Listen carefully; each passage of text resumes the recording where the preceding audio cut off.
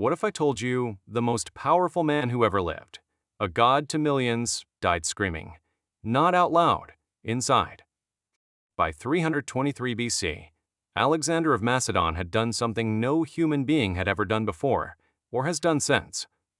He conquered the known world, Greece, Egypt, Persia, Afghanistan, the edges of India, 32 years old, undefeated in every single battle he ever fought.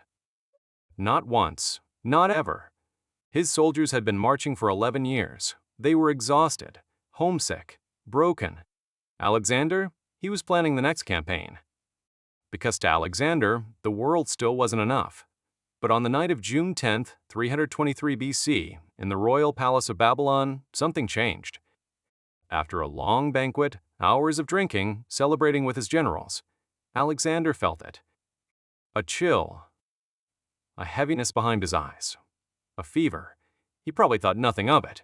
This was a man who had been stabbed through the lung on a battlefield and kept fighting. A fever, please. He went to bed. He didn't know he would never truly wake up again. Day 1, fever.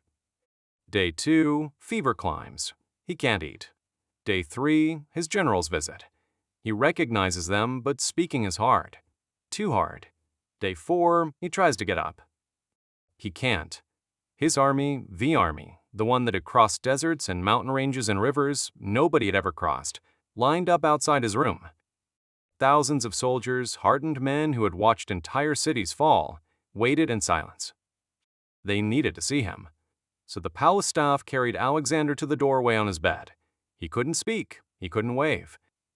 But historical accounts say he managed, just barely, to lift his eyes and recognize each soldier as they passed. One by one. That was the last time his men saw him as their king. By day 6, the paralysis had begun. His arms stopped working. Then his legs. Breathing became difficult.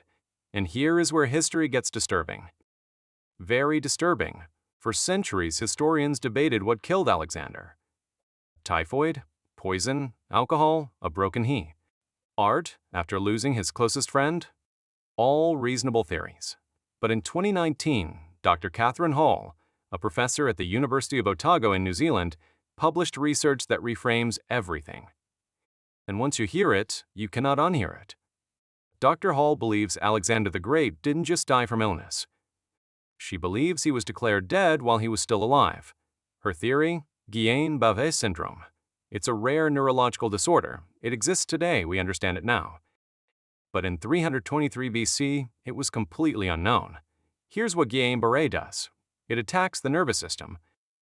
It causes progressive paralysis, starting at the extremities, moving inward, shutting down muscle after muscle. But here's the part that will keep you up at night. It leaves the mind completely untouched. You can't move. You can't breathe on your own. You can't speak. But you can think, you can hear, you can feel. You are locked, fully conscious, inside a body that has become a coffin. And here's the evidence that makes this theory genuinely terrifying. Alexander's body reportedly showed no signs of decomposition for 6 full days after his declared death. 6 days. In Babylon. In June. The ancient Greeks called it a miracle, proof that Alexander was a god.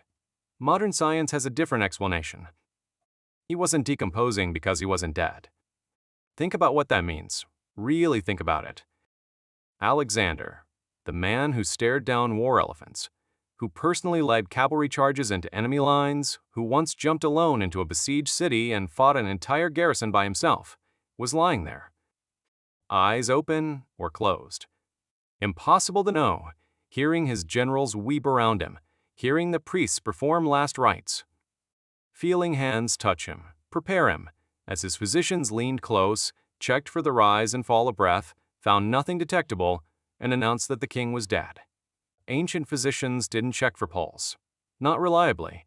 They checked for breath. And Guillain-Barré can reduce breathing to almost nothing, shallow, microscopic, undetectable to the human senses.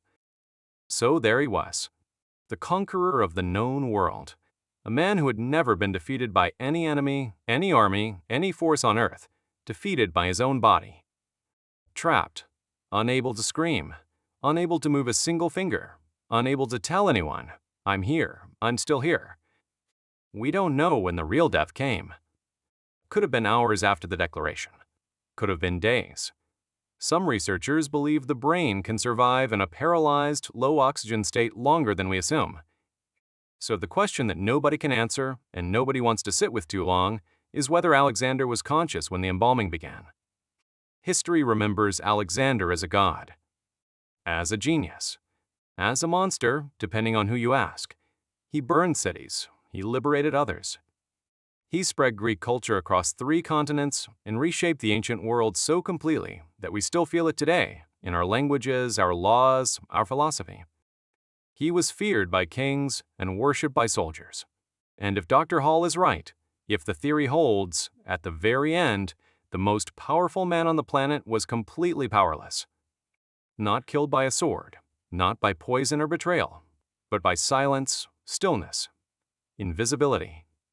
There's something almost poetic about that. Almost. Or maybe it's just a reminder that biology doesn't care about legacy.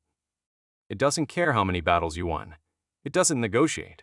Alexander the Great died at 32, and we still don't know, not really when. If you made it this far, good. Because most people scroll past history like it's boring. It isn't boring. It's just that nobody told it right. The most terrifying prison ever built had no walls. It was made of flesh. Like the video is most important, and more like this video, subscribe.